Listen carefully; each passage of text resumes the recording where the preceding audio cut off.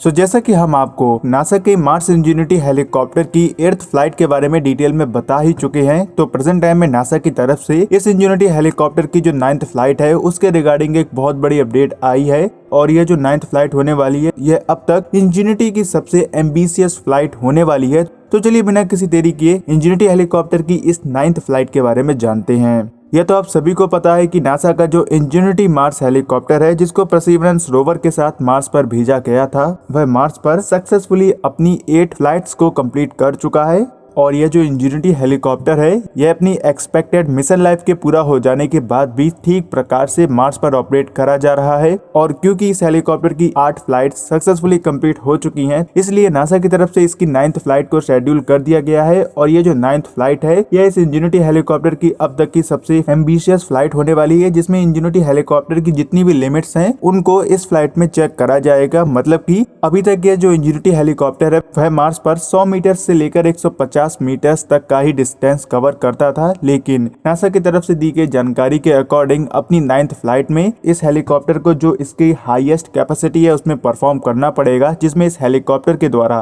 2041 feet मतलब कि 625 metre का डिस्टेंस कवर करना है। और इस डिस्टेंस को कवर करने के लिए इसकी जो स्पीड है वह 5 मीटर्स पर सेकेंड की होने वाली है। और यह हेलीकॉप्टर इस फ्लाइट में मार्स पर सबसे ज्यादा देर तक ऑपरेट करेगा, मतलब कि मार्स पर इसके ऑपरेशनल रहने का जो टाइम है वह 167 सेकेंड्स का है, जो कि 2.5 मिनट से भी ज्यादा है। तो इसलिए इस हेलीकॉप्टर की फुल कैपेसिटी को टेस्ट करने के लिए इस लॉन्गेस्ट फ्लाइट को कंडक्ट करा जाएगा। और क्योंकि परसीवरेंस रोवर अपने रिसर्च वर्क को स्टार्ट करने के लिए इस हेलीकॉप्टर से लगातार दूर जाता जा रहा है, और इंजेन्युइटी की जो फ्लाइट्स हैं वह तो 1 से 2 वीक्स के गैप में कंडक्ट करी जाती हैं, लेकिन परसीवरेंस रोवर बिना किसी प्रॉब्लम के मार्स पर डेली आगे बढ़ता रहता है। इसीलिए इंजेन्युइटी हेलीकॉप्टर से परसीवरेंस रोवर का डिस्टेंस काफी ज्यादा बढ़ गया है। और क्योंकि इंजेन्युइटी हेलीकॉप्टर अपनी मिशन लाइफ को कंप्लीट कर चुका है और यह केवल और केवल एक टेक्नोलॉजी डेमोन्स्ट्रेटर था, इसलिए अपने मिशन के पूरा हो जाने के बाद नासा के द्वारा इसकी कैपेसिटी को चेक करना तो आम बात है।